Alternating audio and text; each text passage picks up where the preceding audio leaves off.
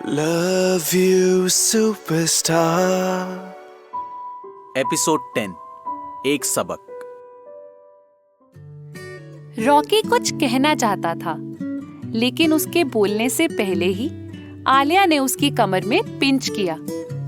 उसने चौंक कर आलिया को घूरते हुए कहा, आलिया, मैं ये सब तुम्हारे लिए कर रहा हूँ और तुम मुझे ही यहाँ से हटाना चाह रही हो। रॉकी ने झुंझला कर कहा। आसपास खड़े लोग जो उनकी बातें सुन रहे थे, रॉकी की इस शिकायत पर हंसने लगे।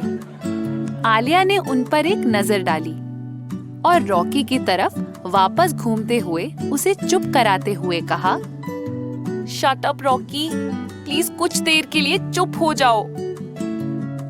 रॉकी का मूड खराब हो चुका था। उसने आलिया की तरफ एक नाराजगी भरी नजर से देखा और फिर अपना चेहरा दूसरी तरफ मोड़ लिया। रॉकी को चुप कराने के बाद आलिया सिद्धार्थ की तरफ मुड़ी और उसे बोली, आई एम सॉरी सिद्धार्थ, तुम्हारा जो भी कर्ज है मैं वो सारा चुका दूंगी। रॉकी बस मजाक कर रहा था, प्लीज तुम इसकी बात का बुरा मत मानना। इतना कहकर आलिया सिद्धार्थ के रिएक्शन का इंतजार किए बिना रॉकी को लेकर वहां से चली गई। सिद्धार्थ आंखों में गुस्से का गुबार लिए दोनों को वहां से जाते हुए देखता रहा। उसने पहले ही अपने रिसोर्स से आलिया की फाइनेंशियल कंडीशन के बारे में पता लगा लिया था। हालांकि आलिया की फैमिली अपर मिडिल क्लास से बिलोंग करती थी, लेकिन जितने का बिल उसने आलिया को सेंड किया था, उतना अमाउंट उसके लिए इतनी जल्दी चुका पाना मुश्किल तो था ही। इतना कॉन्फिडेंस, इतना बड़ा अमाउंट है और वो लड़की कहती है कि वो चुका देगी। उसने इस तरह इतनी जल्दी सारा अमाउंट चुकाने का डिसीजन ले लिया, वो भी उस बेकार से लड़के के लिए, या फिर शायद इसलिए कि वो मुझसे ना भिड़े। सिद्धार्थ का दिमाग लगातार इस बारे में सोचते हुए इसकी वजह पता करने की कोशिश कर रहा था।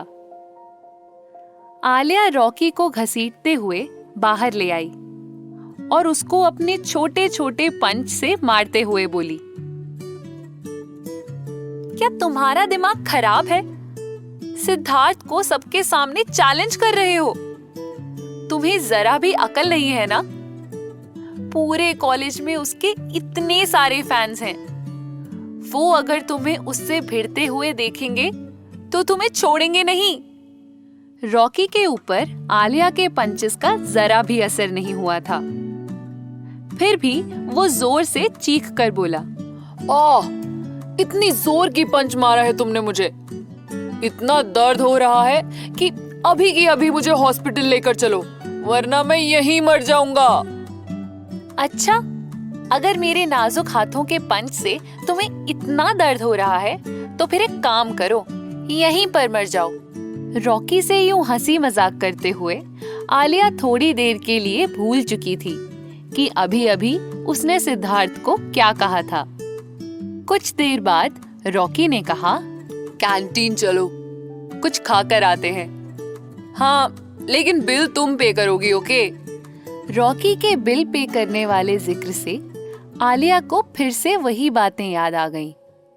कुछ देर के लिए सिद्धार्थ को पे करने वाली बात तो वो एकदम भूल ही चुकी थी।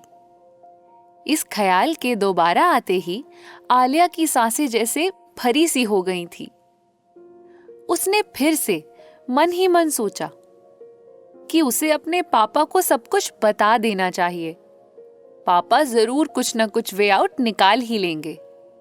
रॉकी ने जब उसे फिर से सोच में घिरा पाया तो एकदम परेशान होते हुए बोला, आलिया, आखिर किस चीज का कर्ज है तुम पर? सच सच बताओ आलिया, सच सच बताओ। सिद्धार्थ आखिर किस बात के लिए पे करने को कह रहा है तुम्हें? कैसा कर्ज है तुम पर? पैसों का, बहुत सारे पैसों का। मैंने तुम्हें बताया था ना उस दिन कि मेरी कजन सिस्टर की कार से एक बहुत ही महंगी कार पर स्क्रैच लग गया था। वो कार सिद्धार्थ की ही थी। उसने टेंशन में अपने सर पर हाथ रखते हुए कहा। अचानक फिर उसने रॉकी की तरफ उम्मीद भरी नजरों से देखते हुए कहा, रॉकी, क्या तुम्हारे पास कुछ सेविंग्स होंगी? क्या तुम मेरी हेल्प करोगे? मैं धीरे धीरे तुम्हारे सारे पैसे चुका दूंगी। बस इस बार मेरी हेल्प कर दो। रॉकी कुछ सेकंड तक चुप रहा और फिर एकदम से उसने सीरियस होकर अपनी पॉकेट्स टटोलना शुरू कर दिया। थोड़ी देर के बाद उसने अपनी जेब से 100 का बिल्कुल नया नोट और चमकता हुआ 1 रुपए का सिक्का निकाला और आलिया को देते हुए कहा, मेरे पास फिलहाल यही सेविंग है। ये नोट मार्केट में बिल्कुल अभी अभी आया है और ये मेरा सबसे लकी कॉइन है। अब मैं ये तुम्हें दे रहा हूँ। रॉकी का चेहरा ऐसा था जैसे उसे आलिया को बहुत ही बड़ा खजाना देना पड़ रहा हो। You idiot! नहीं चाहिए मुझे तुम्हारी हेल्प।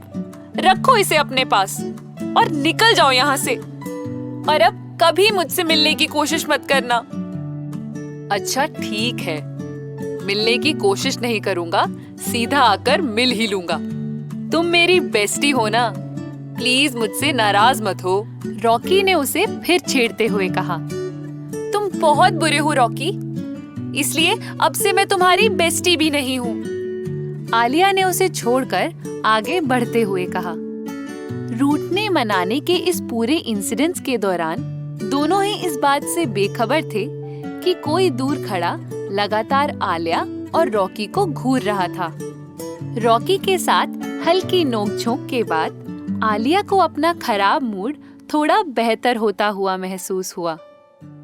फिर उसने लॉकर रूम में जाकर स्पोर्ट्स कॉस्ट्यूम चेंज कर ली। लंच पर जाने से पहले उसने सोचा कि पहले वॉशरूम जाकर थोड़ा फ्रेश हो जाए, इसलिए वो वॉशरूम की तरफ चली आई। जैसे ही वो वॉशरूम के अंदर आई, उसके पीछे उसे कुछ और साए भी आते हुए महसूस हुए। अचानक अंदर आ चुकी आलिया के पीछे जोर की आवाज के साथ किसी ने बाथरूम का दरवाजा अंदर से बंद कर दिया।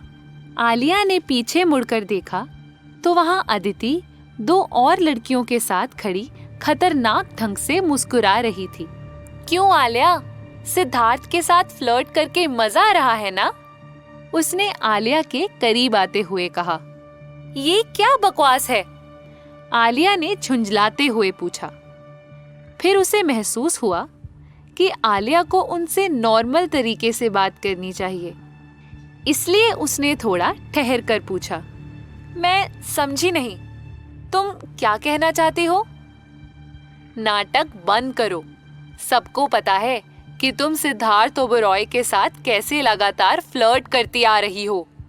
उनमें से एक मोटी सी लड़की जसमीत ने बुरी तरह झिझक कर कहा।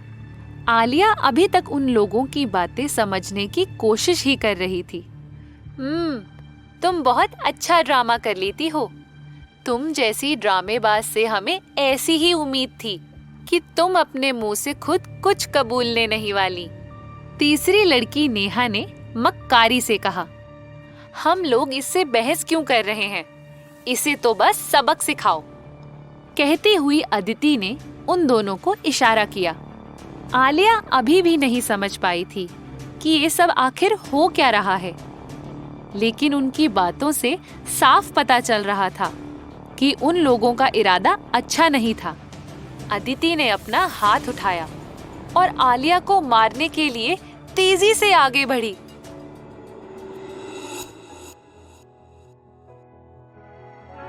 Love you, superstar.